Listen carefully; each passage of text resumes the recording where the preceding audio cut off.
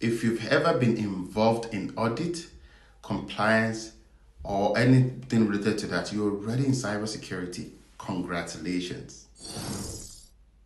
If you've ever worked in audit, controls documentation, or policy making, you've already done some cybersecurity work. You just didn't call it that.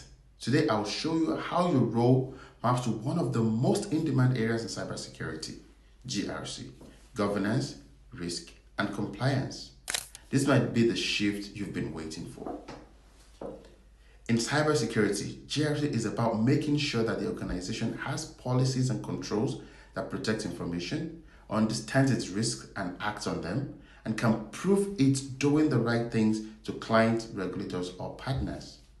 Some everyday tasks that you've probably been doing that fall under GRC: collecting evidence for an audit, reviewing controls or validating a checklist, writing or updating a policy, tracking corrective actions or issues, reporting on compliance status, following up on missing training or expired access reviews, creating SOPs to meet global or internal standards. So you've probably been a part of some of this, which means you've already been helping your corporate organization protect its information integrity, availability, or confidentiality. This is how you can talk about this work professionally. Instead of saying, I help with audit, you can say something like, I supported control testing and compliance evidence tracking aligned with ISO 27001 as an example. Instead of saying something like, I updated a document, say, I maintained security documentation to align with policy management and audit readiness.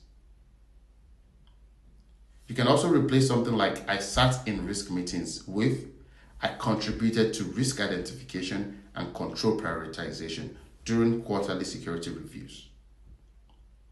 With all this, you are not exaggerating what you've done. You're just explaining the impact.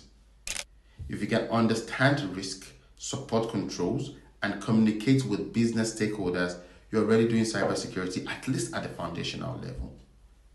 Now you just need to put a structure to it by filling any knowledge gaps, get project level visibility, position your work in security leadership terms.